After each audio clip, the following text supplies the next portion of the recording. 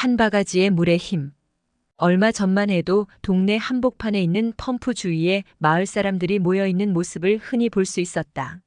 마른 펌프에 물을 한 바가지 붓고 손잡이를 부지런히 움직이면 이내 시원한 물이 쏟아져 나왔다.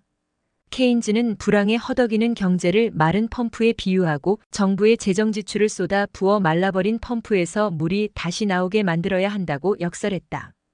펌프에 부어넣은 한 바가지의 물이 몇 지게의 물로 늘어나듯이 재정 지출도 몇 배나 되는 소득의 증가로 이어질 수 있다는 것이다.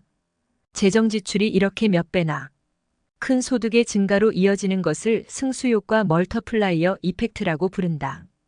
예를 들어 정부가 지출을 100억 원만큼 증가시켰다고 하자. 이것은 정부가 민간 부문의 기업으로부터 100억 원어치의 상품을 추가로 구입하게 됨을 뜻한다. 따라서 기업의 판매 수입이 그만큼 늘어날 것인데 이것은 임금, 이자, 임대료, 이윤 등으로 지불되므로 결국 국민의 소득이 100억 원만큼 증가하게 된다. 이렇게 국민의 소득이 더 커지면 이에 따라 그들의 소비 지출도 늘어난다. 사람들이 자신의 소득 중에서 80%를 소비하는 성향을 갖고 있다고 가정하기로 하자. 그렇다면 200억 원의 소득 증가분 중 80억 원이 추가적인 소비로 지출될 것이다. 이 추가적인 소비 지출로 말미암아 기업의 수입이 그만큼 늘어나고 결국 국민의 소득이 다시 80억 원만큼 증가하게 된다. 사람들은 소득의 80%를 소비 지출에 충당하기 때문에 이 80억 원의 소득 증가는 다시 64억 원의 소비 증가로 이어진다.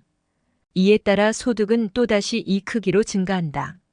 이처럼 소득의 증가가 소비의 증가를 불러오고 이 소비의 증가가 다시 소득의 증가로 이어지는 과정은 끝없이 계속될 수 있다. 소득의 증가폭이 점차 작아져 결국 더 이상의 소득 증가가 일어나지 않을 때까지 발생한 소득의 총합은 얼마가 될 것인가? 도출 과정이 약간 복잡하므로 생략하고 답만 말해보면 궁극적으로 소득은 500억 원만큼 증가하게 된다. 애초에 정부 지출이 100억 원만큼 증가한 것이 결국 500억 원의 소득 증가로 이어지게 된 것이다. 이 5배란 숫자를 승수라고 부르는데 정부 지출을 1원 늘릴 때 국민 소득이 얼마나 큰 폭으로 늘어나는지를 나타내고 있다. 정부의 재정 지출이 마른 펌프에 부은 한 바가지의 물과 같은 역할을 한다고 말한 이유를 이제는 알 수 있을 것이다.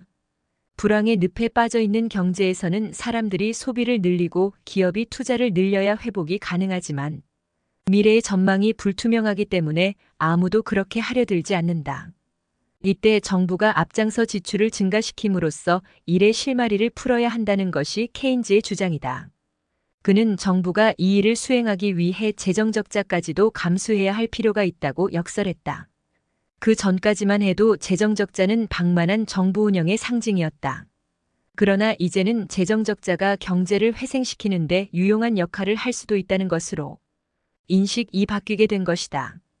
출처는 서울대 이준구 교수의 새 열린 경제학입니다.